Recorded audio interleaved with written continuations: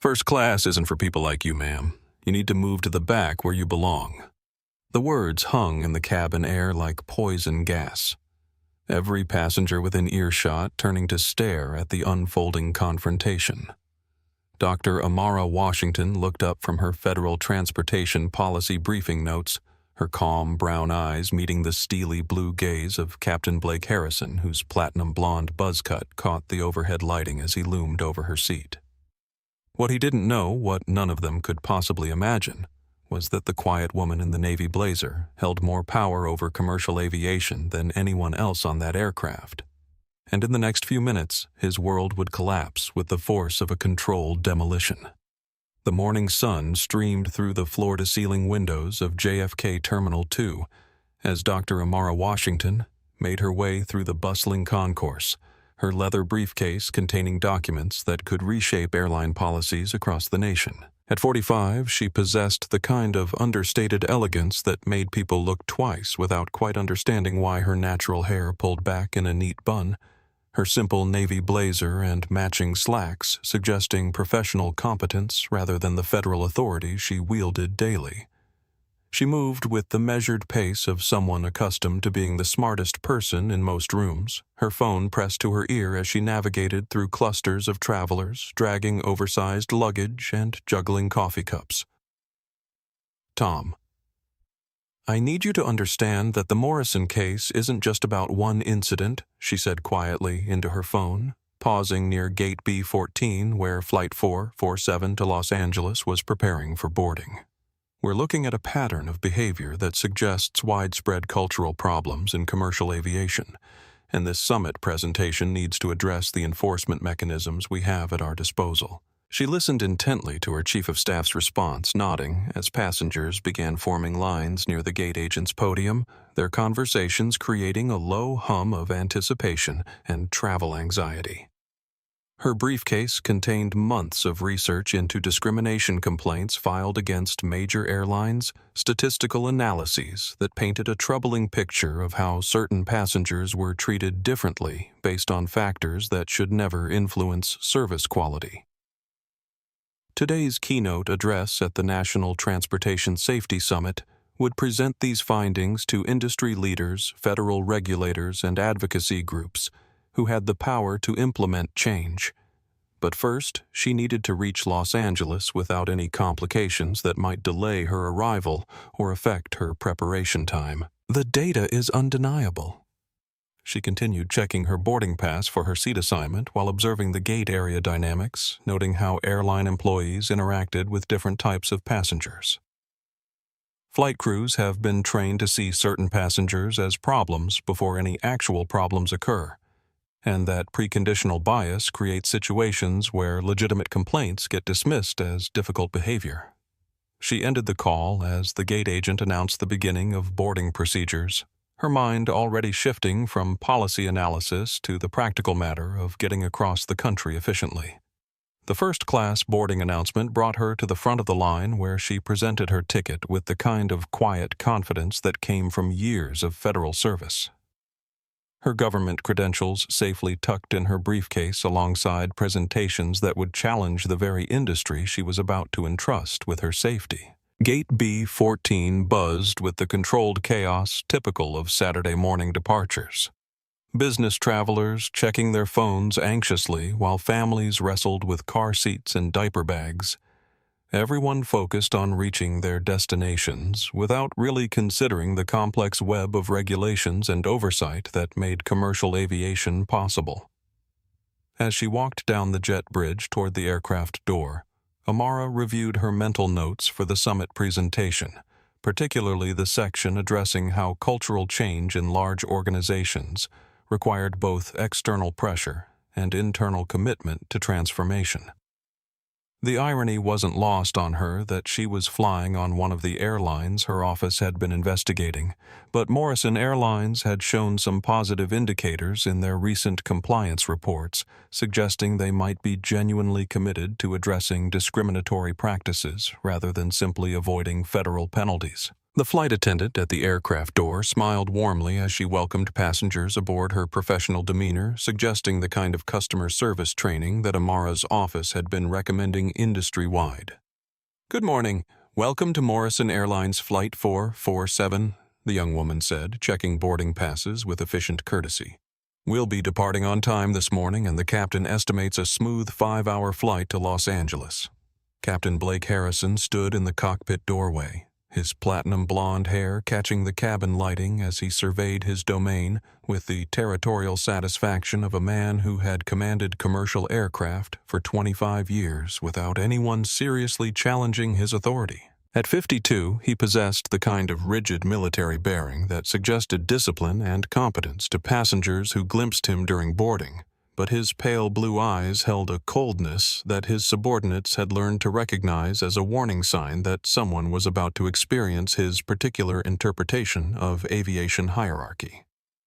His morning routine had included the usual review of passenger manifests, weather reports, and flight plans, but he had lingered over the first-class seating chart with growing irritation as he noted names that didn't match his expectations for premium cabin demographics. Years of flying had taught him to identify what he considered appropriate first-class passengers at a glance, and Dr. A. Washington in Seat 3. A represented exactly the kind of passenger he believed was gaming the system through frequent flyer programs, corporate travel policies, or discount upgrade promotions that undermined the exclusivity he felt duty-bound to protect. "Patricia," he called to the senior flight attendant, his voice carrying the kind of authority that made subordinates straighten their postures reflexively. "I need to speak with you about cabin management today." Patricia Williams, a 15-year veteran with Morrison Airlines, approached the cockpit with the careful, neutral expression she had learned to wear when Captain Harrison wanted to discuss passenger issues, knowing from experience that these conversations often involved requests that made her professionally uncomfortable. The newer flight attendant, Jessica, moved through the cabin checking overhead bins and seatbelt demonstrations with the nervous energy of someone still learning the complex social dynamics that governed commercial aviation. Her movements careful and deliberate as she tried to avoid making mistakes that might draw criticism from senior crew members. She had heard whispers about Captain Harrison's reputation for demanding absolute compliance with his preferences, but she hadn't yet experienced the full weight of his expectations or the consequences of failing to meet them. "There's going to be a last-minute passenger change today," Blake told Patricia quietly, his eyes scanning the boarding passengers with predatory focus. "I have a VIP guest arriving late who needs priority accommodation, and I'm going to need you to handle some seat adjustments diplomatically." His tone suggested that diplomacy was less important than results, and Patricia felt the familiar knot of anxiety that formed in her stomach whenever Captain Harrison described passenger management strategies that skirted the edges of company policy. The boarding process continued around them as passengers filed past the cockpit door, each person representing a potential challenge to Blake's vision of proper cabin hierarchy, their presence either confirming or threatening his sense of how commercial aviation should operate. He noted the expensive luggage designer clothing and confident bearing that he associated with legitimate first-class passengers, mentally cataloging who belonged and who needed closer scrutiny to ensure they weren't taking advantage of airline policies designed to accommodate paying customers rather than upgrade hunters. Blake's worldview had been shaped by decades of flying during an era when commercial aviation catered primarily to business travelers and wealthy leisure passengers before frequent flyer programs and corporate travel policies had democratized access to premium cabin services. He viewed these changes as a degradation of standards rather than progress toward broader accessibility, and he felt personally responsible for maintaining traditional distinctions that he believed preserved the dignity and exclusivity of first-class service. "Jessica," he called to the younger flight attendant, his voice carrying instructions wrapped in authority that brooked no discussion. "I need you to approach Seat 3A and explain that we have an equipment issue requiring passenger accommodation, and she'll need to accept alternative seating in the main cabin." His phrasing was carefully chosen to sound operational, rather than discriminatory, using language that provided plausible cover for what was essentially a decision based on his personal judgment about passenger worthiness. Jessica approached seat 3A with visible reluctance, her training manual knowledge warring with the uncomfortable feeling that Captain Harrison's instructions didn't align with standard passenger service protocols, but her probationary employment status left her little choice except to follow orders from the pilot in command. Dr. Amara Washington looked up from her policy briefing documents as the young flight attendant cleared her throat nervously, immediately sensing the tension in the young woman's posture and recognizing the signs of an employee being forced to deliver unwelcome news against her better judgment. "Ma'am, I'm sorry to disturb you, but I'm going to need to ask you to relocate to another seat," Jessica said, her voice barely above a whisper, as she avoided direct eye contact, clearly uncomfortable with the request she was making. "We have a situation that requires your current seat for operational purposes, and I can offer you a comfortable seat in row 18C with complimentary beverage service as compensation for the inconvenience." Amara closed her briefing folder slowly, her mind immediately shifting from summit preparation to the kind of analytical thinking that had made her one of the federal government's most effective civil rights investigators, recognizing patterns of discriminatory behavior that others might dismiss as random operational issues. "I appreciate your courtesy," she replied with careful politeness, "but could you please explain the specific operational reason that requires this particular seat to be vacated? Is there a mechanical malfunction, weight and balance issue, or safety equipment problem that affects seat 3A specifically?" The precision of Amara's questions caught Jessica off guard, as most passengers either complied immediately with crew requests or became argumentative without understanding the technical aspects of airline operations. But Dr. Washington was clearly familiar with legitimate reasons for passenger accommodation and was seeking specific information rather than general explanations. It's more of a crew situation," Jessica stammered, realizing that her vague operational excuse wasn't going to satisfy someone who obviously understood commercial aviation procedures well enough to ask informed follow-up questions. Business class passengers in surrounding seats began to notice the conversation, their attention drawn by the unusual sight of a flight attendant requesting passenger movement after boarding had been completed, several of them discreetly activating phone cameras as they sensed that something significant might be developing. Dr. Michael Chen in seat 3B paused his laptop work to observe the interaction, his legal training making him particularly attentive to situations that might involve passenger rights violations or discriminatory treatment. "I understand that crew situations can arise." Amara continued, her voice remaining calm and professional, despite growing certainty that this request was not based on legitimate operational needs, but federal aviation regulations require specific justifications for involuntary passenger displacement, and I'd like to understand which regulation applies in this case. Her use of regulatory language was deliberate, both to test Jessica's knowledge and to establish that she was not an ordinary passenger who could be easily manipulated through vague airline policies. Jessica felt sweat forming on her palms as she realized that she had no legitimate operational reason to offer only Captain Harrison's instructions about VIP accommodation that she couldn't explain without revealing the discriminatory nature of the request. "Please, ma'am, you're holding up boarding, and the captain specifically requested that you move to the main cabin where you'll be more comfortable," she pleaded, her voice rising slightly with stress as other passengers continued to file past them, creating the impression of disruption that hadn't existed before her initial approach. The irony of the situation wasn't lost on Amara, who spent her professional life investigating exactly these types of incidents where airline crew members used their authority to enforce unofficial policies that discriminated against passengers based on assumptions about who deserved premium treatment. "I am not holding up boarding," she corrected gently but firmly. "I am sitting in my assigned seat with my boarding pass properly displayed, and boarding continues normally around us. If you cannot provide a valid safety or regulatory justification for this downgrade, then I will remain in the seat I selected and purchased." As Jessica retreated toward the front of the aircraft with obvious relief at escaping the confrontation she had been forced to initiate, Amara felt the familiar combination of professional curiosity and personal frustration that came with encountering the very problems she was paid to solve.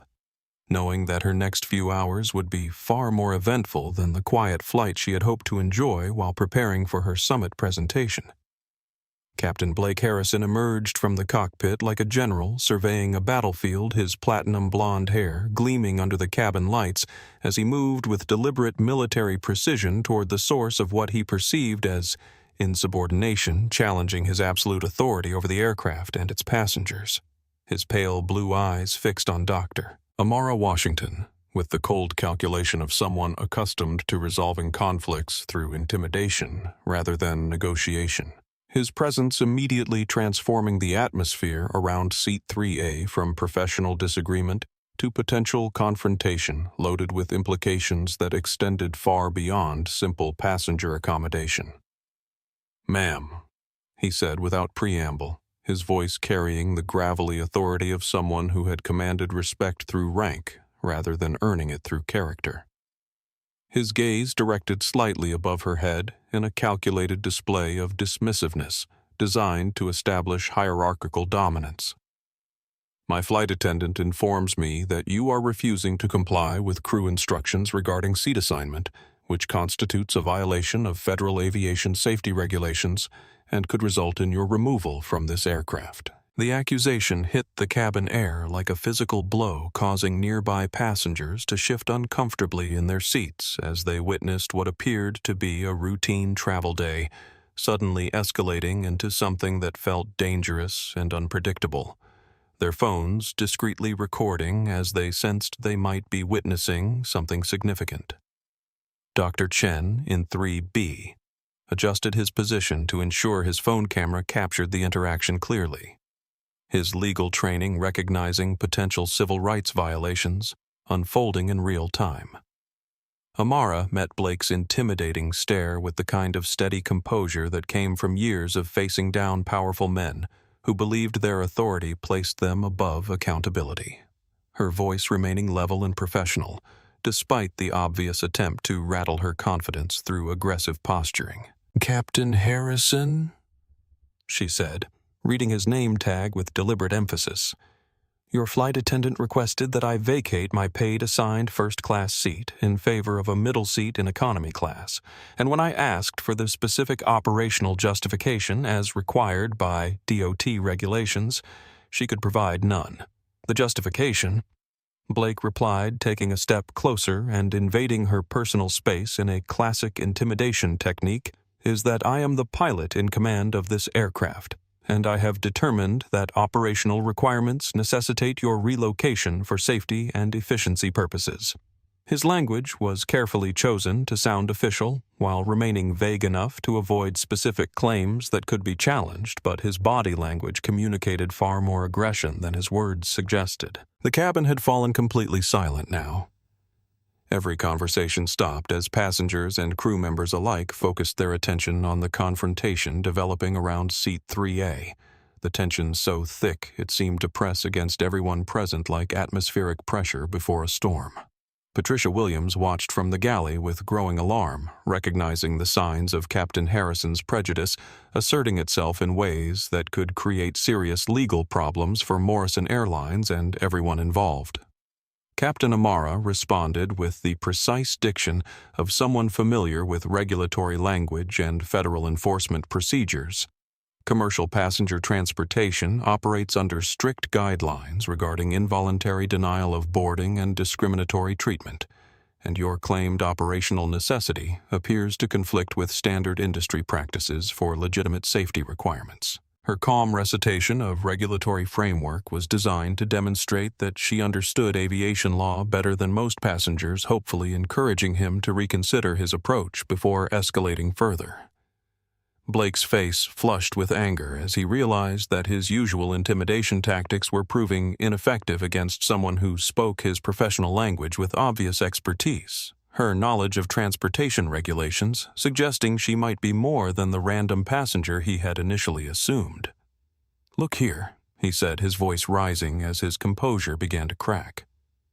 "I don't know what kind of frequent flyer handbook you've been reading, but this is my aircraft, and when I give instructions regarding passenger safety and operational efficiency, those instructions are followed without argument or delay. What I'm reading, Captain, are the federal statutes that govern commercial aviation and passenger rights," Amara replied, her tone sharpening slightly as she recognized that professional courtesy was not going to resolve this situation peacefully. "And what I'm observing is a pattern of behavior that appears designed to accommodate someone else at my expense without legitimate operational justification, which raises serious questions about the actual motives behind your crew's requests." The word pattern seemed to hit Blake like a physical blow, his military bearing wavering as he realized that this passenger was analyzing his actions through a framework that could expose discriminatory intent, her language suggesting familiarity with civil rights investigations and regulatory enforcement that went far beyond normal passenger knowledge. For the first time since approaching her seat, Captain Harrison felt a flicker of uncertainty about the wisdom of his chosen course of action, but his pride and prejudice had already committed him to a path that would prove impossible to reverse. "People like you," Blake snarled, his professional mask finally slipping completely as frustration and prejudice overwhelmed his tactical judgment. "Always want to make things difficult, always looking for some angle to work some way to get a payout or an upgrade or compensation for imaginary problems that wouldn't exist if you just followed simple instructions like everyone else." The words hung in the cabin air like a toxic cloud, their discriminatory intent unmistakable to every passenger within earshot, phones capturing not just the audio, but the sneering expression that accompanied his revelatory loss of control. "Doctor." Amara Washington felt the familiar cold fury that came with experiencing overt racism after years of fighting institutional discrimination through proper legal channels, but her professional training kept her voice steady and her response measured as she prepared to give Captain Harrison one final opportunity to step back from the precipice he was approaching. "Captain Harrison, I need you to clarify exactly what you mean by people like me, because that statement appears to reference characteristics that are protected under federal civil rights law, and I want to ensure I understand your position correctly before this conversation proceeds further." The question was delivered with the precision of a federal investigator creating an official record, her tone making it clear that his next words would carry consequences far beyond this immediate confrontation. But Blake was too far gone in his anger and arrogance to recognize the danger he was walking into. "You heard exactly what I meant," he replied, leaning even closer in a gesture designed to intimidate through physical proximity, "and I'm not going to stand here arguing aviation law with someone who probably got her seat through some diversity program or corporate quota system anyway." Dr. Chen's phone captured every word with crystal clarity as other passengers gasped audibly at the captain's blatant expression of racial prejudice, the evidence of discriminatory intent now so overwhelming that no amount of corporate damage control could possibly explain it away as misunderstanding or operational necessity. Patricia Williams closed her eyes in the galley, knowing that Captain Harrison had just destroyed not only his own career, but potentially damaged Morrison Airlines' reputation and federal compliance, standing in ways that would take years to repair. "Captain Harrison," Amara said, her voice dropping to barely above a whisper, but carrying more authority than his shouted commands, "you are making a grave error in judgment that will have consequences far beyond what you can imagine, and I strongly advise you to step back from this confrontation and seek guidance from your company's legal department before proceeding any further." The warning was delivered with the kind of quiet intensity that suggested she possessed knowledge and resources that made his airline authority seem insignificant by comparison. But Blake's pride had been challenged in front of passengers and crew, his authority questioned by someone he considered beneath his station, and retreat now would represent an admission of weakness that his fragile ego couldn't tolerate. "That's it!" he roared, straightening to his full height and addressing the entire cabin as witnesses to his ultimate display of power.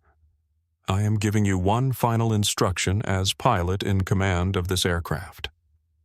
Gather your belongings and move to seat 18C immediately, or I will have you removed from this flight for non-compliance with lawful crew instructions and disruptive behavior that threatens the safety of this aircraft and its passengers."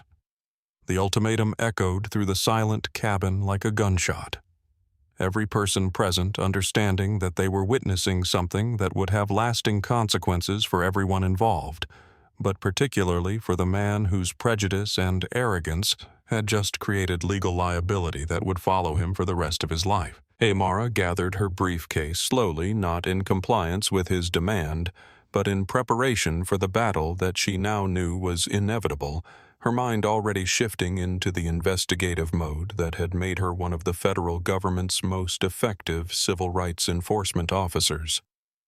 "You would be wise to reconsider this course of action."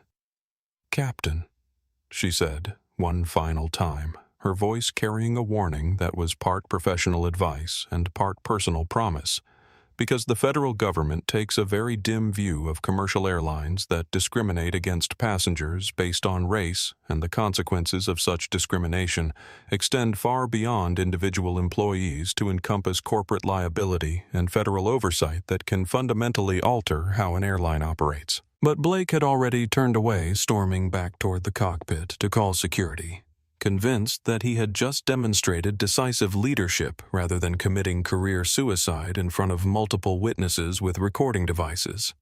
The walk from the aircraft door to the gate felt like a perp walk designed to maximize humiliation passengers in the jet bridge, pressing themselves against the walls to stare at the woman being escorted by Port Authority officers, who looked increasingly uncomfortable with their role in what was obviously a discriminatory removal. Dr. Amara Washington maintained her dignity throughout the ordeal, walking with her head high and her briefcase clutched firmly. But inside she felt the burning shame of being treated like a criminal for the crime of sitting in a seat she had legitimately purchased while being black in America. Gate agent Karen Phillips materialized at the customer service desk wearing the kind of synthetic smile that airline employees practiced for dealing with passenger complaints. Her red blazer like a corporate uniform designed to deflect blame while offering meaningless gestures of sympathy. "Dr. Washington." She began mispronouncing the name with deliberate carelessness. "I understand there was some confusion about seating arrangements, but I want to assure you that Captain Harrison felt your behavior was creating a safety concern that required immediate action for the welfare of all passengers aboard the aircraft." The prepared statement was delivered with practiced ease, clearly designed to shift blame from the airline's discriminatory actions to the passengers' supposed misconduct. But Amara's years of investigating corporate cover-ups had taught her to recognize damage control when she heard it. "Ms. Phillips," she replied, reading the name tag with the same deliberate emphasis she had used with Captain Harrison. There was no confusion about seating arrangements, no safety concern, and no misconduct on my part. Only a captain who decided that I didn't belong in first class because of the color of my skin. Through the gate window, Amara could see Flight 447 still at the jet bridge, its boarding process apparently continuing despite the disruption that had supposedly threatened everyone's safety. And as she watched with growing understanding, a young man in an expensive designer tracksuit was personally escorted to the aircraft door by nervous ground personnel. The pieces of the puzzle clicked into place with sickening clarity as she realized that Captain Harrison hadn't needed any seat for operational purposes.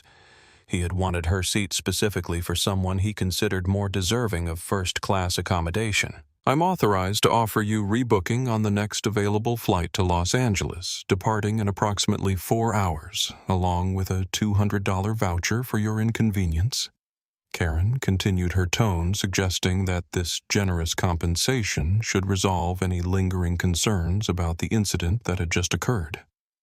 "Captain Harrison has filed a report documenting your non-compliance with crew instructions, but Morrison Airlines is committed to customer service excellence and wants to make this right." The insult of the voucher amount compared to the federal civil rights violation she had just experienced was so profound that Amara almost laughed at the cosmic disconnect between the airline's perception of the situation and the reality of what they had just done to a senior federal official. "Mrs. Phillips, I will not be accepting your voucher or your rebooking offer," she said with the kind of calm finality that suggested the conversation was over. "And I think you should know that Captain Harrison didn't just remove a dissatisfied customer from his aircraft today." Something in Amara's tone made Karen's practiced smile falter slightly as she began to sense that this incident might not be as easily contained as her training had led her to expect. But before she could ask for clarification, Amara had already moved away from the desk toward a quiet seating area where she could make phone calls without being overheard. Her briefcase contained more than policy documents and summit presentations. It held secure government communication devices that could set federal investigations in motion with a few strategic conversations. "Tom," she said, the moment her chief of staff answered his secure line, her voice containing none of the emotion she felt, but all of the authority she wielded. "I need you to listen very carefully because we have a situation that requires immediate federal response, and I mean immediate, not next week or tomorrow, but right now, while the evidence is fresh and the witnesses are available." The gravity in her voice told Thomas Reed everything he needed to know about the urgency of whatever was about to unfold. "I am currently stranded at JFK Gate B14 after being forcibly removed from Morrison Airlines Flight 447 by Captain Blake Harrison, who decided that my first-class seat was better suited for what appears to be a personal friend or VIP guest than for a paying passenger who happens to be black." She continued, each word carefully chosen for maximum legal impact. "I need the personal cell phone number for Morrison Airlines CEO, David Morrison. I need Flight 447 ordered back to the gate immediately, and I need our emergency response team prepared to open a formal civil rights investigation before this aircraft reaches Los Angeles and evidence starts disappearing." The silence on the other end of the line lasted exactly 3 seconds before Tom's voice returned with the kind of controlled urgency that indicated he fully understood the implications of what his boss had just described. "Jesus Christ! Amara, they ejected the Director of Federal Aviation Civil Rights. Are you recording this conversation?" The question was procedural but important, as everything they discussed would become part of an official federal investigation that would reshape how Morrison Airlines operated for years to come. The control tower's crackling radio transmission cut through Captain Blake Harrison's post-takeoff routine like a lightning bolt. The air traffic controller's voice carrying an authority that made his previous confidence evaporate instantly. "Morrison, 447, this is JFK Tower. You are ordered to return to Gate B14, immediately cancel your flight plan to Los Angeles, and comply with all ground control instructions for immediate aircraft parking and passenger disembarkation. No exceptions, no delays, no discussion." Blake stared at the radio handset as if it were a poisonous snake, his mind struggling to process how his decisive handling of a difficult passenger situation had somehow escalated into a federal aviation emergency that was now being broadcast over air traffic control frequencies for every pilot and controller in the New York airspace to hear. "Tower, this is Morrison, 447. We have departed the gate and are preparing for taxi. Please confirm the emergency nature of this return instruction, because we have no mechanical issues or safety concerns aboard this aircraft." Morrison, 447. The order comes directly from FAA Command Authority. You will comply immediately or face suspension of pilot privileges and federal investigation for failure to follow air traffic control instructions. The controller responded, his tone leaving no room for interpretation or negotiation. "Ground control will vector you back to the gate where Morrison Airlines management and federal officials are waiting to board your aircraft." The words "federal officials" hit Blake's consciousness like a physical blow as he began to understand that his confrontation with the passenger in 3A had somehow attracted attention from government agencies with the power to end his career permanently. His hands trembled slightly as he adjusted the aircraft controls for the return taxi. Patricia Williams and Jessica watching from the galley as their captain's confident demeanor crumbled into something approaching panic. The passenger cabin buzzed with confused conversations as travelers tried to understand why their Los Angeles flight was returning to the gate before takeoff, phones capturing the unusual announcement and the obvious distress of the flight crew as word spread that something serious was happening. Dr. Chen discreetly continued recording his legal instincts, telling him that the evidence he had gathered might become crucial in whatever legal proceedings were about to unfold. Morrison Airlines. Chief Station Manager Robert Chen, no relation to the passenger, was waiting at Gate B-14 with a security team and several men in federal suits whose presence made every airline employee in the vicinity walk more carefully and speak more quietly. When the aircraft door opened, Robert's face was pale with the kind of stress that comes from knowing your company's federal compliance status was about to be scrutinized by investigators with unlimited authority and resources. Captain Harrison Robert said, his voice shaking with barely controlled anger, "You need to gather your personal items and exit this aircraft immediately. You are relieved of duty pending investigation, and you are not to speak to passengers, crew members, or media representatives without corporate legal counsel present." The words hit Blake like a series of physical blows, as he realized that his authority had not only been stripped away, but that he was now the subject of the investigation rather than its instigator. "What the hell is going on here?" Blake demanded, his voice rising as the full implications of his situation began to dawn on him. But Robert's expression told him everything he needed to know about how seriously Morrison Airlines was taking whatever had transpired during his confrontation with Dr. Washington. The woman in 3A was non-compliant with crew instructions. "I handled it by the book. There's no reason for all this federal involvement." "Captain Harrison," Robert replied, his voice dropping to a whisper that somehow carried more authority than shouting. "The woman you removed from first class and accused of gaming. The system is Dr. Amara Washington, Director of Federal Aviation Civil Rights for the U.S. Department of Transportation. The person who has the authority to shut down our entire operation and fine us millions of dollars for exactly the kind of discrimination you just committed in front of multiple witnesses with recording devices." The information hit Blake's nervous system like an electric shock, his knees actually buckling as he grabbed the aircraft doorframe for support, the full catastrophic scope of his error becoming clear as he realized he had not only attacked a federal official, but had done so while expressing racial prejudice that was now documented on multiple phones and would soon be evidence in a civil rights investigation. "I didn't know," he whispered the words, pathetic even to his own ears. "She didn't tell me who she was. How was I supposed to know?" "That's exactly the point," Captain Robert said with disgust. "You're not supposed to need to know someone's title or authority to treat them with basic human dignity and respect. You're supposed to provide equal service to all passengers regardless of their race or social status.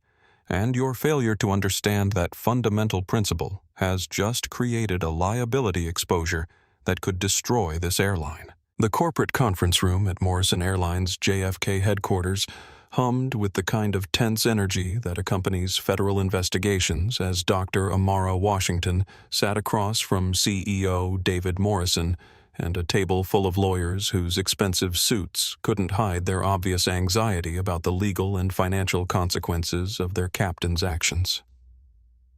David Morrison, a silver-haired executive who had built his career on customer service excellence and regulatory compliance, looked like a man watching his life's work being dismantled by forces beyond his control.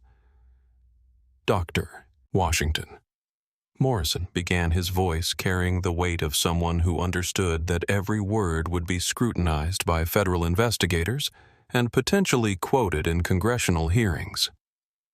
"I want to personally apologize for the inexcusable treatment you received from our crew today. And I want you to know that Captain Harrison's actions do not represent Morrison Airlines' values or commitment to equal treatment of all passengers. The apology was carefully crafted, but seemed genuine, unlike the corporate damage control she had encountered at the gate.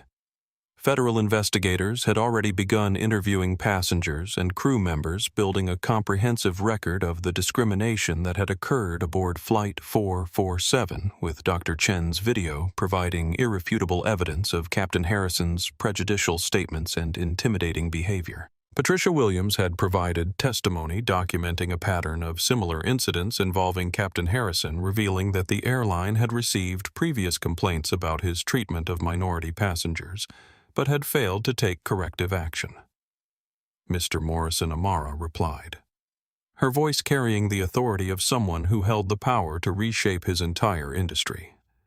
Individual apologies, while appreciated, cannot address the institutional factors that allowed Captain Harrison to feel comfortable expressing racial prejudice in front of your passengers and crew members.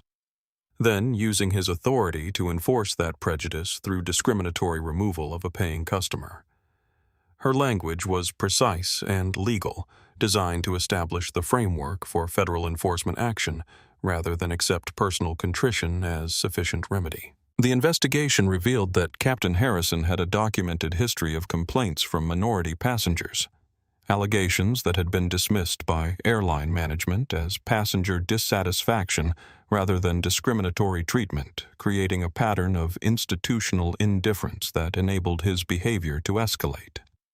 Patricia Williams' testimony was particularly damaging as she described years of witnessing Captain Harrison's prejudicial treatment of passengers while feeling powerless to intervene due to his seniority and the airline's hierarchical culture. Dr. Washington, we are prepared to accept whatever penalties and oversight your office deems appropriate, Morrison said, understanding that cooperation was his only hope of limiting the regulatory and financial damage that federal civil rights enforcement could impose on his airline. Captain Harrison has been terminated. His pension has been revoked, and we are implementing immediate changes to our crew training and passenger service protocols to ensure this never happens again. The consequences extended far beyond Captain Harrison's employment termination, as the Federal Aviation Administration moved to suspend his pilot's license, pending a comprehensive review of his fitness to operate commercial aircraft, while the Department of Transportation prepared civil rights charges that would carry substantial personal fines and potential criminal liability. Karen Phillips, the gate agent who had attempted to cover up the discrimination with corporate doublespeak, was also terminated and found herself blacklisted throughout the airline industry. Morrison Airlines faced immediate federal oversight with mandatory reporting requirements and compliance monitoring that would continue for years while the financial markets reacted to news of the discrimination incident with a stock price decline that wiped out hundreds of millions in shareholder value. The reputational damage was even more severe, as social media amplified the story of federal civil rights director being removed from an aircraft by a prejudiced pilot, creating a public relations disaster that would require years of sustained effort to overcome. The consent decree we are proposing, Amara explained to the assembled airline executives, requires comprehensive anti-discrimination training for all personnel establishment of an independent passenger rights office that reports directly to federal regulators and quarterly audits of passenger complaint patterns to identify discriminatory practices before they escalate to the level of federal enforcement action. The requirements would fundamentally alter how Morrison Airlines operated, but they represented the minimum acceptable response to the violations that had occurred. 6 months after the incident that had nearly destroyed Morrison Airlines, Dr. Amara Washington walked down the familiar jet bridge at JFK Gate B-14.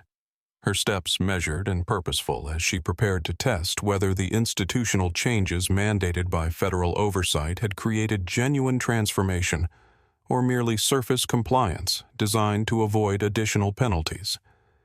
The same route, the same aircraft type, even the same departure time, but everything else about her travel experience would demonstrate whether justice had produced lasting change or temporary accommodation. Captain Diana Rodriguez greeted passengers at the aircraft door with the kind of genuine warmth that reflected Morrison Airlines' new emphasis on passenger dignity and inclusion, her professional confidence representing the diversity initiatives that had elevated qualified women and minorities into leadership positions previously dominated by men like Blake Harrison. Dr. Washington, she said, recognizing the federal official whose case had transformed her industry. It's an honor to have you aboard today, and I want you to know that your courage in standing up to discrimination has made commercial aviation safer and more welcoming for everyone. The greeting was not required by federal regulations or corporate policy, but represented the cultural shift that had occurred when airline personnel understood that passenger dignity was not optional and that discriminatory treatment would be met with swift, severe consequences that extended beyond individual employment to encompass federal oversight and public accountability.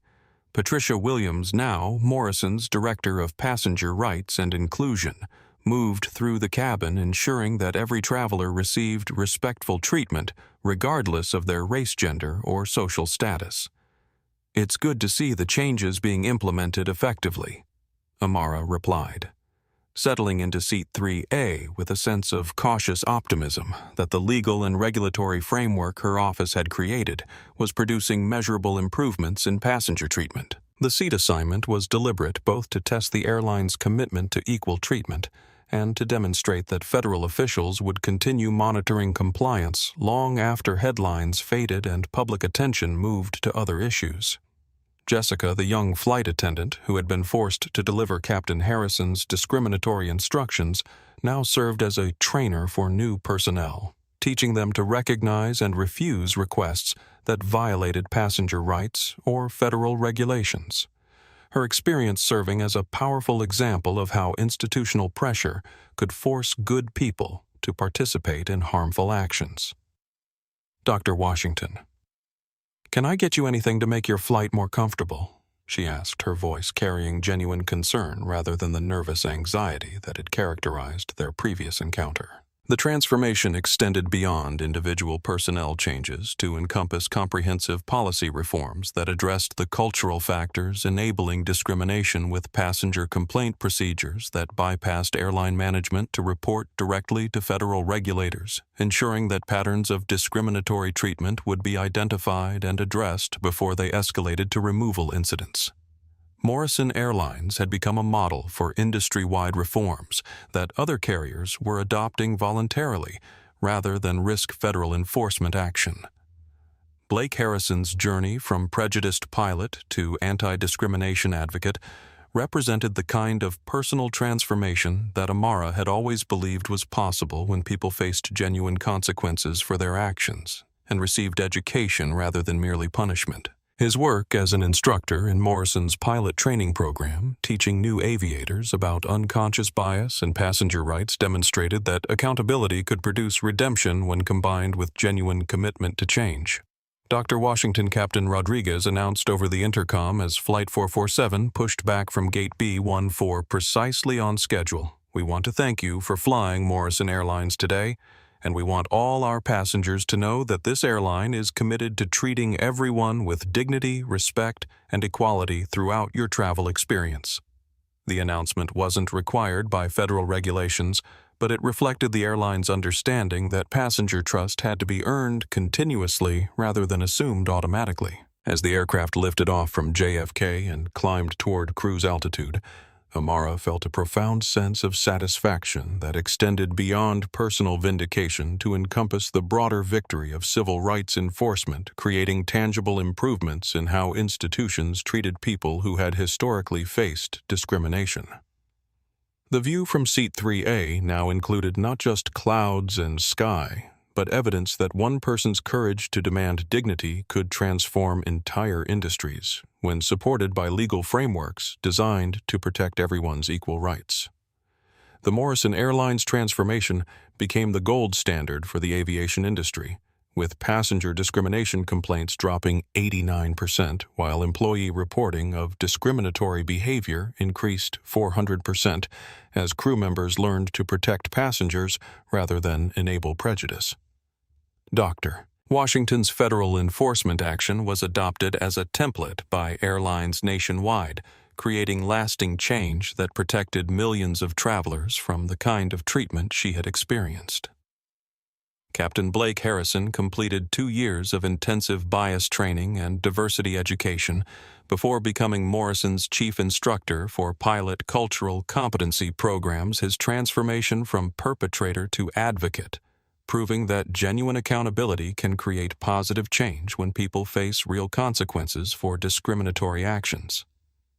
Patricia Williams advanced to become the airline's first vice president of passenger dignity, while Dr. Chen's video became required viewing in aviation law schools across the country. The power of one person's refusal to accept discrimination as normal created ripple effects that extended far beyond a single flight or airline, demonstrating that dignity and equal treatment are not privileges to be earned but rights to be protected. Sometimes the most profound victories come not from seeking revenge against those who harm us, but from demanding that institutions change their cultures to prevent future harm, ensuring that no other person has to experience the humiliation of being told they don't belong in a seat they rightfully occupy. Remember to like and subscribe to our channel for more powerful stories of justice and transformation. Share this video with someone who needs to hear that standing up for dignity and equality can create change that lasts long after the headlines fade. Your support helps us continue sharing these important stories about people who refuse to accept discrimination as normal.